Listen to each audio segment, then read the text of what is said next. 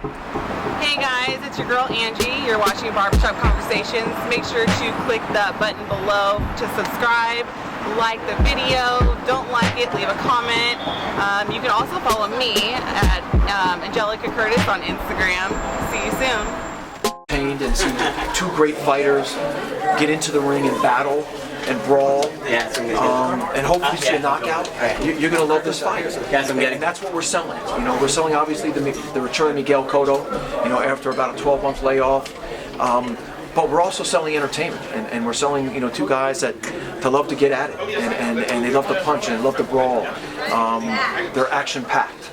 And that's what this fight is all about. It's going to just be great entertainment. So if you're out here on the West Coast, again, you want to be entertained, this is a fight you got to buy. To change the topic a little bit, do you have any thoughts on Andre Ward? Do you have anything going forward about Andre Ward as far as retirement?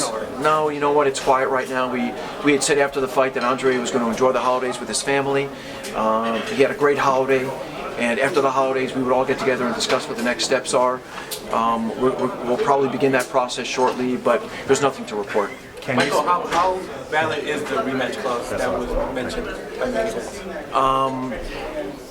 How valid is the rematch clause? At the end of the day, Andre Ward will ultimately do what he wants to do. And it's entirely up to Andre as to whether or not he wants to do a rematch or not do a rematch. You know, so that's, you know, that's all I can say. Are you surprised with his retirement talks? I mean, he seems like very... No, I think, listen, I think Andre is just very content with where he is in life, and he's content with what he's achieved in boxing. You know, he's been in the sport for a long time. You know, Andre's got a lot of interests. He's an extraordinarily bright, articulate individual. He's very committed to his family. He's very committed to his community.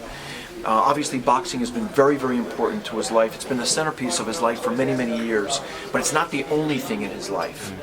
And so the fact that he's gone through this reflection period in terms of where he is not surprising. We all do it, right? It's very natural for all of us to do it. Miguel Cotto, you know, over the last year has gone through that reflection period. Hey, you know, what have I accomplished during my career? What do I want to do for the rest of my career?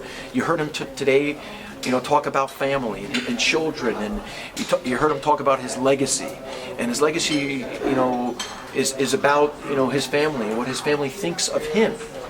So I think it's healthy for professional athletes to take a step away from their sport and reflect on what they've accomplished and where they want to go during the next chapter of their life.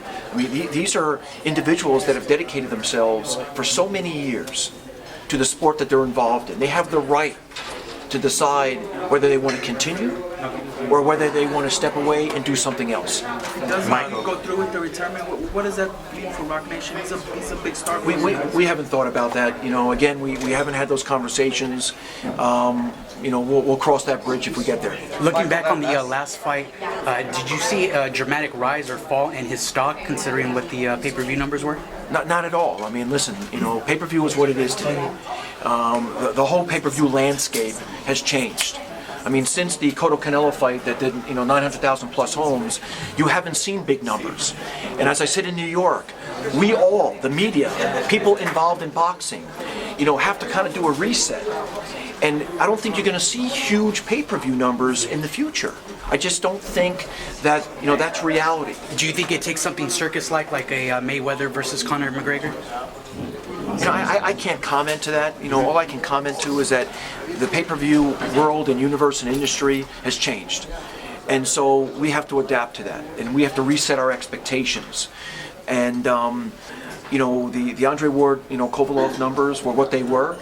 If they get into the ring again, I'm sure the numbers will be, you know, better. Listen, you know, I think people, you know, anticipate, you know, a great battle again. But we'll see if we get there. Michael, I got a question. One last question, guys. I got to catch up. Okay. First of all, I want to say congratulations. You got 10 cameras around you now. Remember Cotto-Canelo. Now I would ask you, on the replay, when you watched Kovalev Ward, were you taken back by maybe Jim Lampley's comments about punches that didn't land? And it seemed like he came off slightly. I know you work with HBO now. I don't want to create a landmine, but I'm just. It bothered me that it was the telecast was slightly slanted. and it kind of moved me in a certain way. You know, listen, I can't get caught up in that. I know. You know, and at the end of the day, you know, Andre Ward walked out of that ring with 3 belts. And 3 judges in Las Vegas saw the fight in Andre's favor. And we saw the fight in Andre's favor. And, you know, as I always preach, it's not the way you start the game, it's how you finish. And Andre finished with a bang, and he earned that victory. Guys, I gotta head to a flight. I gotta go see some other clients. Oh, you have other clients?